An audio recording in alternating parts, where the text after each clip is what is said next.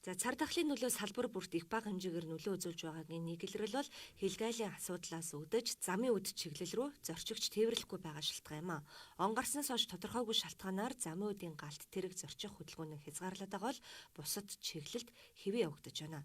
Харин чингэлэг тээвэр хэвээ явагдаж байгааг холбогдох албаныхан тодтогч байна. Улсын онцгой комиссийн шийдвэрээр 1-р сарын 13-наас замууд чиглэлийн галт тэрэг бол тодорхойгүй хугацаагаар зогссон байна.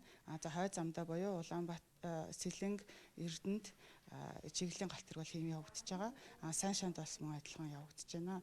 За тасалбарыг бол зөвхөн одоо тасалбарын төвөөс биш захин болон мессеж хэлбэрээр бол зорчигчд руу авч болно. За ачаа тээврийн мэдээлэл бол манай дээр бол боломжгүй байна. Чингэлэг тээвэр бол хэвэн явагдаж байгаа.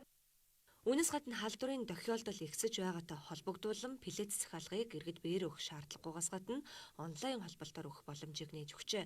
Гэхдээ иргэдээс дархлаажуултын 3 болон түүнээс дээш тунд хамрагдсан байхыг шаардаж байна. Харин хүүхдүүдийн хувьд 16 хүрээгүй тохиолдолд ганцаараа галт тэргээр зорчих боломжгүй. Заавал харгалзах хүний хамтаар асуумж бүгэлснөөр зорчих хэрэг нэгдэхийг хэлж байгаамаа.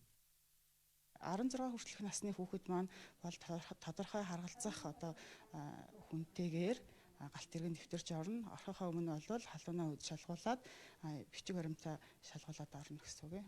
Вакцинд бүрэн хамрагдсан хэсгийг бол мэдээ шалгаж нэвтрүүлж байгаа. Харин галт тэрэгний зорчих цагийн хуваарьт өөрчлөлт ороогүй байна. Хэрвээ иргэд галт тэрэгэнд зорчихоос өмнө халуурсан ханиалгасан ковидын